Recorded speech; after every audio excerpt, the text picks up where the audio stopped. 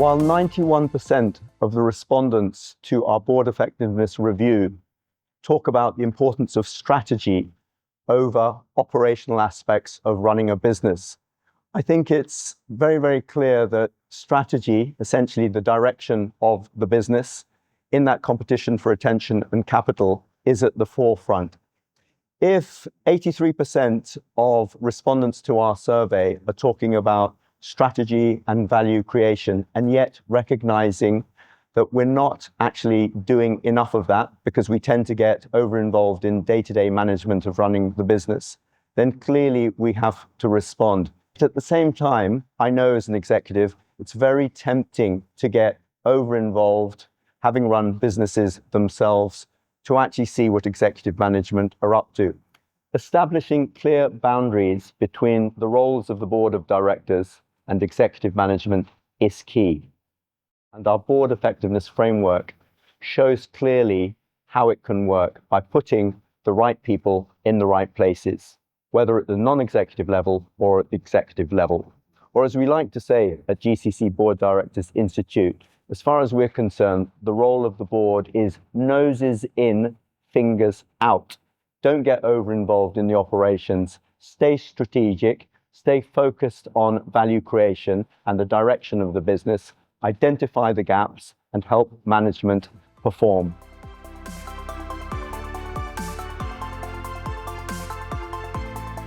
So what we found in the reports is that boards, unfortunately, still are not taking succession planning seriously enough. And this is a huge, huge risk, because appointing the right CEO, the best CEO, is the board's number one responsibility.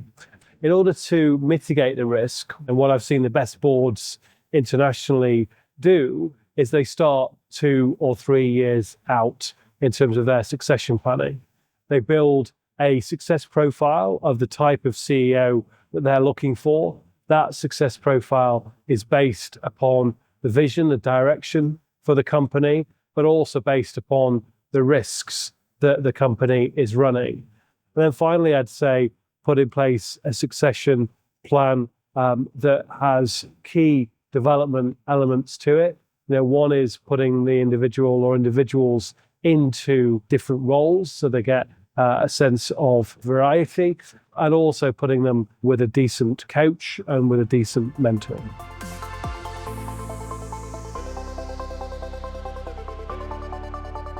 This year's survey told us that 78% of respondents believe that board performance has strengthened over the last 2 years, which indicates a strong commitment by boards in the region to move beyond compliance towards strategic and purpose-driven governance. This confidence in board effectiveness may be due to the sharp increase in the number of certified directors in the region over the last 2 years, with 450 directors certified by GCC BDI to date. In order to continue to increase board effectiveness in the coming years and beyond, we recommend that boards focus on 4 pillars: purpose, strategy, diversity, and capability. Regarding purpose, boards should look beyond compliance to ensure their organizations deliver strategic value to all stakeholders. To do this, boards should remain flexible and forward-thinking, planning for and adapting strategies for shifting market, technological, and geopolitical realities. Diversity is key to this. Getting the right people in place who bring a mix of perspectives and also represent the market and population in terms of gender, age, nationality, expertise, and beyond are vital to making informed decisions and to long-term resilience. Last, building board member capability through continuous professional development is key.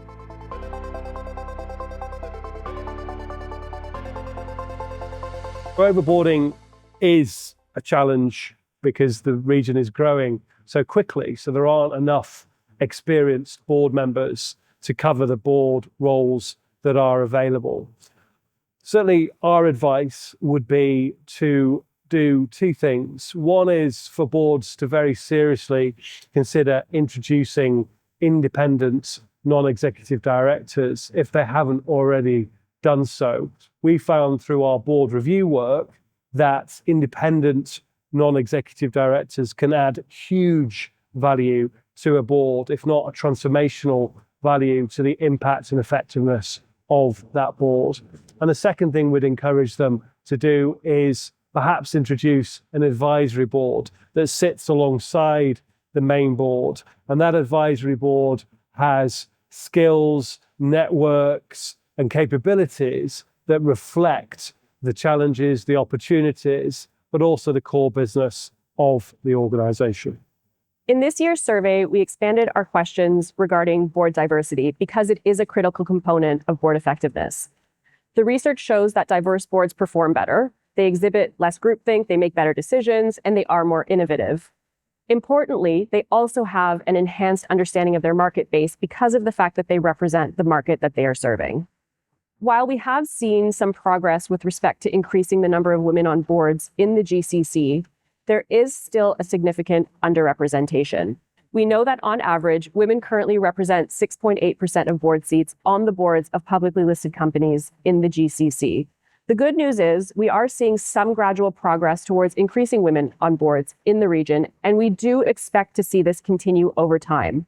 But it does take intentional action by regulators through board quotas, recruitment of diverse board members, and the board chair's important role of creating a culture that supports the success and contributions of all board members.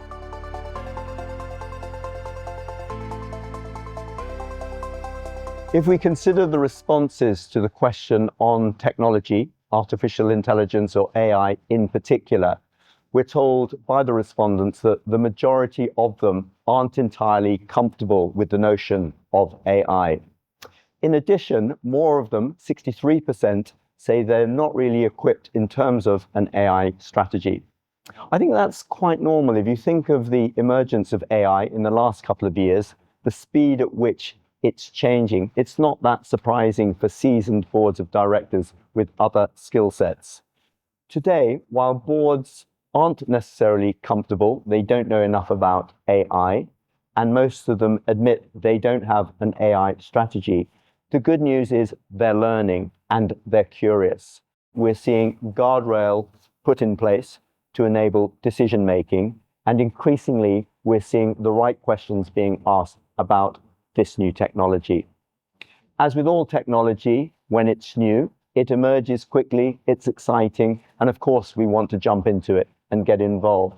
Sometimes, thinking about the role of the board, it's good to take a step back, let management do their job, and ask the questions, identify the gaps, and if necessary, add to the executive management, or indeed, at all of the level, the expertise that you require.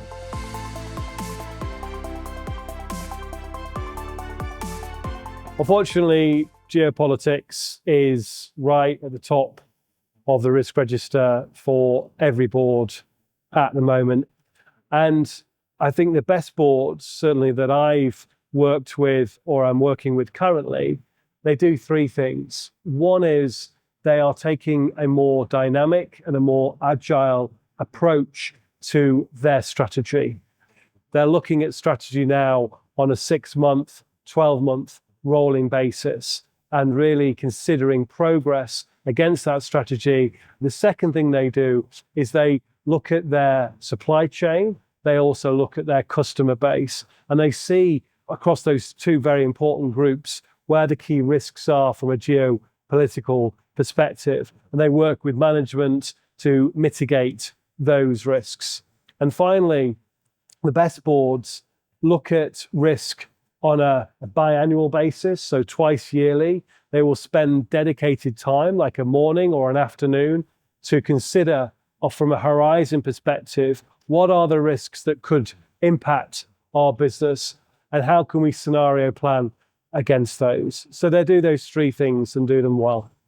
And in this day and age, we can think of all manner of external factors, be it technology related, artificial intelligence, for instance, or indeed the world that we live in, suggesting much by the way of geopolitics.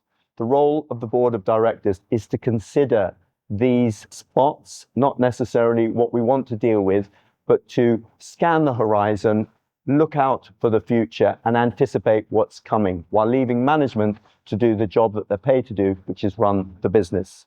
Boards of directors need to identify the gaps and equip themselves, and when necessary, add to their expertise on the board of directors to ensure that they perform their role of strategic oversight.